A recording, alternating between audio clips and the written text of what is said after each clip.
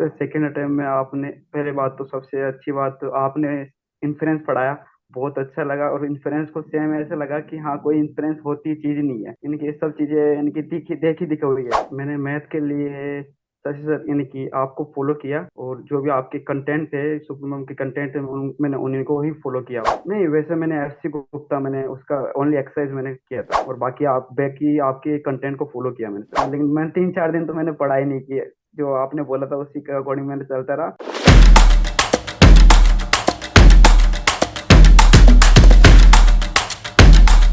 Hello everyone, आप सभी का सुप्रीमम क्लासेज में स्वागत है।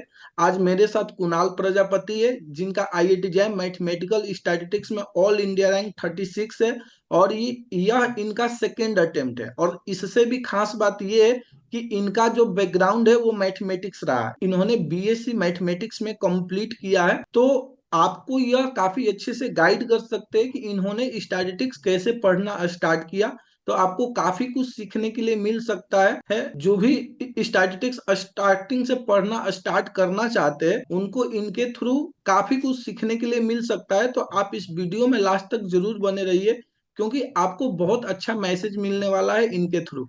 तो सबसे पहले मेरा नाम शशि भूषण है और मैं सुप्रीमम क्लासेज में मैथमेटिक्स एंड स्टैटिस्टिक्स से रिलेटेड एंट्रेंस एग्जाम की प्रिपरेशन कराता हूँ। तो कुणाल, सबसे पहले आपको बहुत बहुत बधाई हो कि आपने इतना अच्छा रैंक गेन किया और अपने थैंक यू आपने सर। जो आपका आईआईटी का सपना था, आपने उस चीज को साकार किया। Thank you sir. तो मैं चाहता हूँ कि आप पहले अपने आप को इंट्रोड्यूस करो। मेरा नाम कुणाल प्रजापत है और मैं जयपुर राजस्थान से हूँ।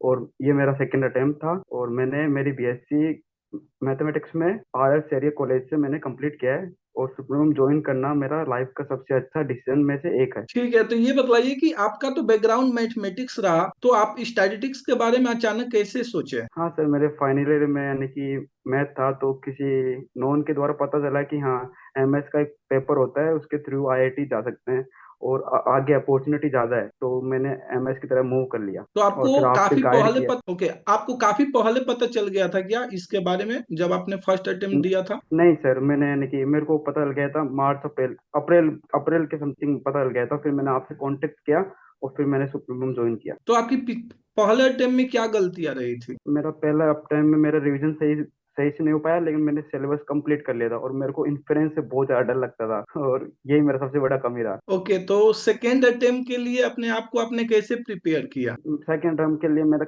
सिलेबस मेरा ऑलरेडी कवर था और सर के पैरेलल में चलता रहा, लाइव क्लास लेता रहा, तो सितंबर मिड सितंबर के अकॉर्डिंग सर के अकॉर्डिंग सिलेबस कंप्लीट हो गया था। उसके उसके बाद मैंने शॉर्ट नोट्स बनाए और फिर अच्छे से रिवीजन किया और फिर यानी कि टेस्ट के साथ साथ रिवीजन होता रहा। ओके, तो ये बताइए कि आप किस तरीके से क्वेश्चंस प्रैक्टिस करते थे, क्या क्या रिसोर्स आपने लिया? मैंने मैथ के लिए शशि सर यानी कि आपको फॉलो किया और जो भी आपके कंटेंट थे सुप्रीमम के कंटेंट थे मैंने उन्हीं को ही फॉलो किया। और स्टैट्स के लिए इन्फ्रेंस में मैंने एस सी गुप्ता फॉलो किया। ओके, तो आपने मेनली प्रैक्टिस सेट वगैरह किया।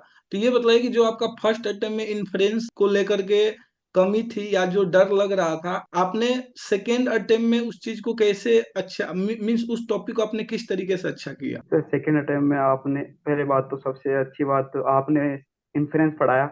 बहुत अच्छा लगा और इन्फ्रेंस को सेम ऐसे लगा कि हाँ कोई इन्फ्रेंस होती चीज नहीं है, इनकी ये सब चीजें इनकी दिखी देखी दिखी हुई है, इनकी आगे देखना है और टिक करना है। इतना इन्फ्रेंस यानी बहुत सबसे अच्छा इन्फ्रेंस लगा मेरे को सेकेंड अटेम्प्ट में, सबसे अच्छी टॉपिक इन्फ्रेंस लगा। तो आपने अपना इन्फ्रेंस का टॉपिक कब तक अच्छा कर लिया था? मेरे पढ़ाने के जस्ट बाद या कुछ दिन के बाद अच्छा हुआ या कुछ दिन के बाद आपको कॉन्फिडेंस आया? क्योंकि सर पहले अटेम्प्ट में मेरा यानी कि इन्फ्रेंस बहुत कमजोर था, तो फिर मैंने सोचा कि हाँ इन्फ्रेंस पे ज्यादा फोकस करेंगे, ज्यादा मार्किंग है, तो मैंने आपके पैरेलल वीडियो देखते रहा और फिर जैसे ही आपके लाइव लेक्चर होते उसके बाद में रिकॉर्डिंग डलता, मैं वो लाइव रिकॉर्डिंग भी देखता इन्फ्रेंस का, फिर मैंने यानी कि उसके थ्रू यानी कि टेस्ट दिया और यूनिट वाइड मैंने इन्फ्रेंस का बहुत सारे टेस्ट दिए। तो ये जो इन्फ्रेंस का जो आपको प्रैक्टिस सेट मिला था, तब तो आपने इसको मल्टीपल टाइम्स किया होगा। हाँ सर, मैंने मैंने इन्फ्रेंस के मल्टीपल यानी 3 to 4 टाइम्स मैंने प्रैक्टिस सेट किया इन्फ्रेंस का। तो ये बताइए कि आपने इन्फ्रेंस के लिए कोई साइड बुक भी फॉलो किया था क्या? नहीं वैसे मैंने एफसी गुप्ता मैंने उसका ओनली एक्सरसाइज मैंने किया था और बाकी आप बाकी आपके कंटेंट को फॉलो किया मैंने सर। ओके, तो आपका तो सिलेबस इस तरीके से मिड सितंबर तक अच्छे से कंप्लीट हो गया।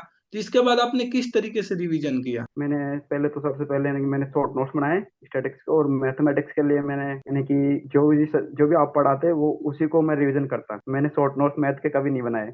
मैंने ओनली स्टैटिक्स के यानी कि शॉर्ट नोट्स बनाए और उसको मैं बार बार देखता।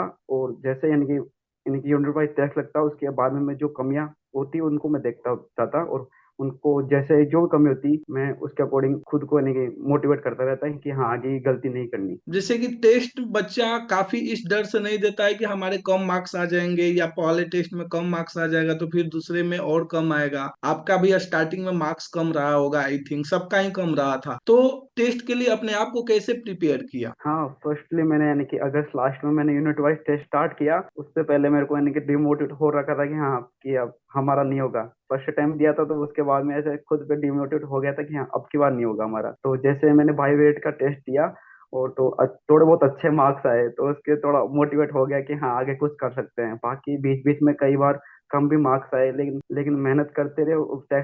टेस्ट के मार्क्स मायने नहीं रखते। आईआईटी जेईई प्रिपरेशन के लिए एग्जाम के लिए मायने नहीं रखते। तो ये बताइए कि ये आपका जो सेकेंड अटेम्प्ट था, क्या आप कहीं बीच में किसी रीजन से ब्रेक भी आया था क्या वापस से, कि आप एक साल एकदम कंसिस्टेंट रहे? हाँ होता है, दो तीन गैप रहा था लेकिन यानी कि जल्दी से कैचअप नहीं हो पाता। यानी कि बहुत टाइम होता है तो कैचअप जल्दी से नहीं हो पाता, वापस से शुरुआत करनी पड़ती है। और ऐसे यानी कि दो तीन दिन गैप होने के बाद मैंने यानी कि इजी टॉपिक से स्टार्ट किया ताकि मोटिवेट बना रहे। ओके। तो आप फुल एंड टेस्ट को देने के बाद किस तरीके से उसका एनालिसिस करते थे? हाँ, मैं फुल लेंथ यानी कि अक्टूबर से टेस्ट सीरीज स्टार्ट हो गया था। फुल लेंथ टेस्ट ही देता मैं, उसके बाद में उसको एनालिसिस करता। जो भी गलती होती है उसको मैं यानी कि एक नोटबुक में लिखता और जो जो यानी कि फॉर्मूले यूज होते हैं उसको शॉर्ट नोट्स में लिखता। और आगे जो गलती नहीं करनी वो मैं खुद से लिखता था कि आगे गलती नहीं करनी। ओके, तो ये बताइए कि आप लोगों का अपना कोई पर्सनल ग्रुप भी था क्या? क्योंकि मैं ग्रुप में हमेशा बोलते रहता था कि हाँ कोई अपना पर्सनल ग्रुप बना, उसमें डिस्कशन करो, टॉपिक्स का रिवीजन करो, आपस में कुछ उसके तह तक जाने की कोशिश करो।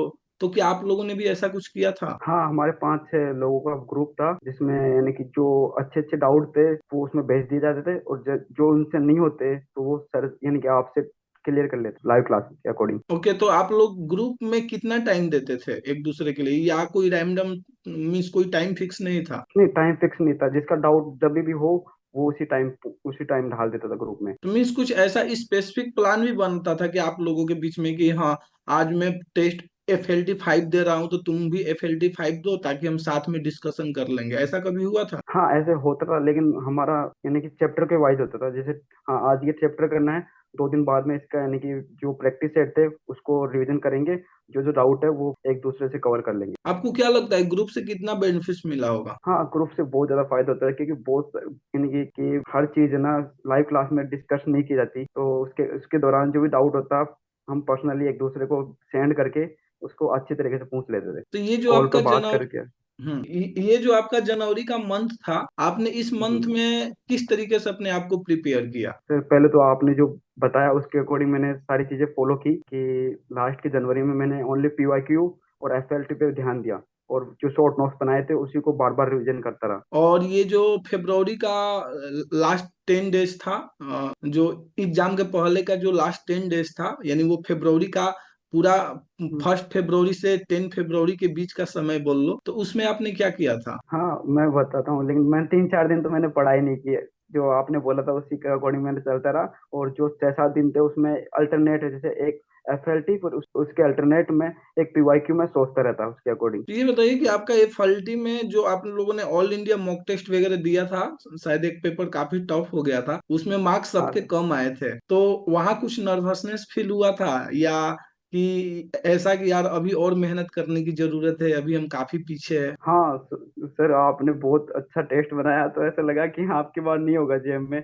लेकिन ऐसा नहीं होता है कि टेस्ट में जो मार्क्स आते हैं वो डिपेंड नहीं करते हैं कि जेम के एग्जाम में। बस लगे रहो और हार्ड वर्क करते रहो, आराम से इजीली क्रैक हो जाएगा आईआईटी जेम। तो ये जो भी जैम 2025 के लिए प्रिपरेशन कर रहे हैं, आप उनको अपने तरफ से क्या टिप्स देना चाहते हो? हाँ, जो भी 2025 में का बैच है मैं उनको ये बोलना चाहूंगा जिनका भी कॉलेज है वो आराम से 1-2 घंटा फ्री होके यानी कि सर के लेक्चर देखे और उन सुप्रीम सबसे पहले तो सुप्रीमम ज्वाइन करे। मैं यही बोलूंगा कि जिनका ड्रॉप ईयर है वो फुल टाइम देके यानी कि लाइव क्लास से जुड़े रहे। ठीक है, तो कुणाल आपका बहुत बहुत धन्यवाद कि आप इस प्लेटफॉर्म पे आए और सबको गाइड किए, और एक बार फिर से आपको बहुत बहुत बधाई and best of luck for your future. Thank you sir.